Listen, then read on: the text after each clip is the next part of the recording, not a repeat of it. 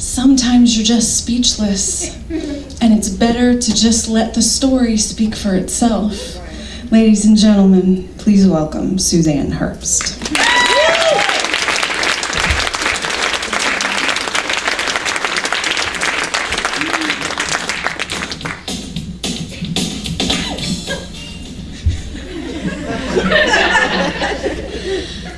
I'm a liar. Not a pathological one, or even a casual one. I'm what I like to call a panic liar. Here's an example. We're having a conversation, and you ask me if I've seen that one movie. I don't want to burst your bubble. You love this movie. If I tell the truth and say that I haven't seen American Beauty or whatever, our conversation is essentially dead. Our connection will crumble, and you'll feel terrible for talking at me about this movie that I haven't seen. So I lie.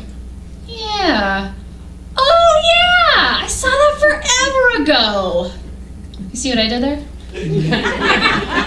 The conversation can continue, but you won't expect me to remember little details like characters or plot. Except you'll definitely ask me if I remember that one scene that you'll love, so I'll frown thoughtfully and go, yeah, I think I remember that. See, I'm still clutching at the fog in my memory about Dances with Wolves or whatever, but giving you the gratification of thinking that we both loved that one scene in that movie. Friendship saved. Nailed it. This is obviously a very bad habit that backfires 98% of the time. I am terrible at lying, and I'm even worse at lying under pressure. But I am so desperate to tell you what I think you want to hear that I will squint my eyes into the middle distance and suddenly widen them in fake recognition of that one scene from Goodfellas or whatever. But there is one lie that I'm fairly good at telling. I've been practicing it for 7 years. Did I ever tell you about the first time I went to grad school? Yeah, right after undergrad, I thought I wanted to be a high school English teacher. So I moved to Boston to get my master's. I got there and quickly realized that I did not, in fact, want to be a high school English teacher. I do not like teenagers, and I'm still kind of scared of them. So I moved to Richmond, where my mom and sister lived, and tried to figure out my life. What's great about this lie is that no part of it is completely false. I did move to Boston the fall after graduating college to get a master's degree and become a high school English teacher. And in that first semester, I did realize that I didn't want to be a teacher at all. But that realization wasn't quite so casual. I can tell you the exact moment I knew that I would fail graduate school. It was about 4 in.the.morning, and I had finally decided to actually write the paper on Henry V that was due later that same day. I was fairly confident. I have a bachelor's in English, so I have hastily written my share of papers after weeks of heavy procrastination. But just to be sure, I reread the instructions. I'd known for some time that I was drowning, the surface getting further and further away, but I was still swimming.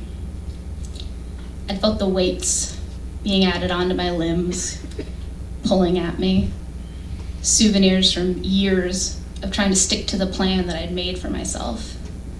The one that would ensure my happiness if I could just survive the journey. When fall came, I dragged myself up to Boston, just like I dragged myself back to college every year. At this point, I'd already started to realize that I didn't want to be a teacher. I'd done some student teaching in college, and I didn't particularly enjoy it. But maybe if I just tried harder, it would be better this time. I could be better. Being a teacher was the plan. I couldn't go back now. I had to keep moving forward. And for the first month or so, I did. But little things became added weights. It was drizzling on the first day of orientation, so I wore my raincoat on the 20-minute walk to campus, even though it was a warm day. By the time I arrived, I was soaked in sweat.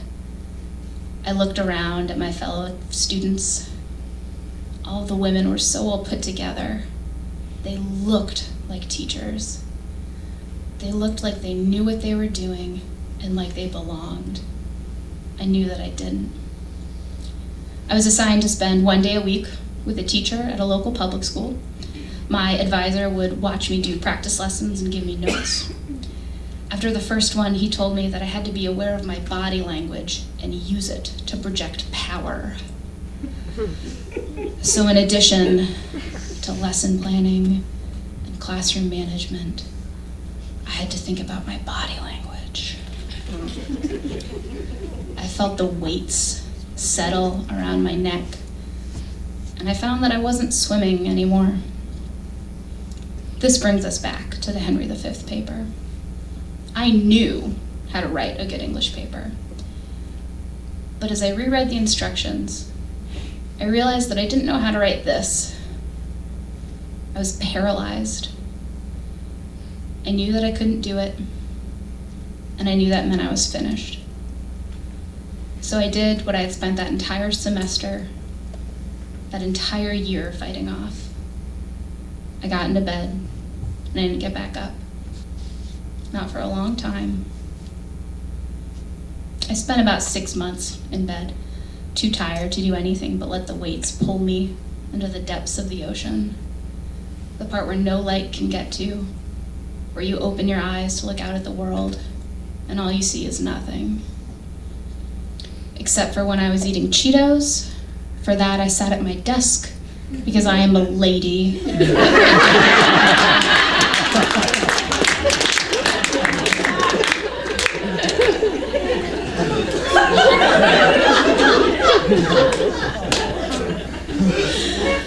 My lie about graduate school started off like so many of my other lies, in a moment of blind panic at the dentist. This was only my second time seeing this dentist. The first time, I had been home from grad school for Thanksgiving, and he asked me where I worked, and I said, actually, I'm getting a master's degree. Things had obviously changed drastically since then, but he remembered the grad school thing, and he asked me how it was going. I couldn't tell him the truth. How could I tell him that I'd failed? How could I tell him that I wasn't in graduate school anymore without telling him about the weights and the drowning? I couldn't. So I told him that I would be finishing my degree in the summer. 6 months later, at my next appointment, swept up in another wave of panic and fear of disappointing an almost complete stranger, I told him that I had successfully earned my master's degree and was now looking for teaching jobs. Now, this is a lie I knew I couldn't tell everyone. My dentist is fine. He doesn't interact with anyone I know, and if I'm lucky, I only have to talk to him for like 2 minutes twice a year. But what about everyone else? At first, I thought I would say that I'd spent that time taking care of my mom after a major surgery. I liked the selfless, giving up my life for somebody that I loved story, but I felt too guilty to keep that as my lie. Eventually, I realized that I could just tell part of the truth. That way the time would be accounted for and I wouldn't drag anyone else into it. And after a few years, no one really cared what I'd done in the fall of 2012. But I still keep the lie with me. It protects me, but it also protects you. If our movie conversation could have fallen apart so easily, imagine the damage a flippant mention of a mental breakdown would do. It's too much information, too soon, and it will change the way you think of me. In an instant, I will become someone with a serious mental illness who could fall apart at any moment. Maybe you'll pity me. Maybe you'll think I'm strong for getting through that time in my life. But in that moment, after you find out, you will feel responsible for making me feel better about it. I don't want you to have that burden. I don't want to be responsible for other people's weights. So I'll tell you the lie, and our conversation can progress until you ask me if I've seen Memento. And maybe this time, I'll tell the truth and say that I have not seen Memento, but I have seen 1998's The X-Files Fight the Future at least 75 times. And do you want to talk about that instead? Because I'm very passionate about the scene where Scully literally sleeps through a UFO taking off into space.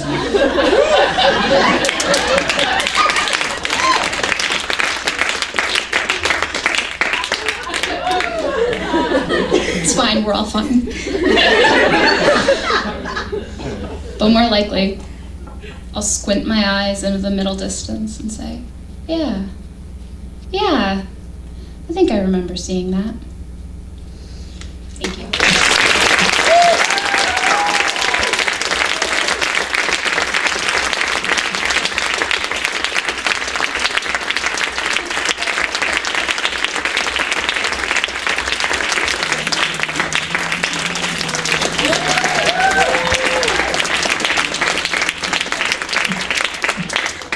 How the hell did I get so damn lucky?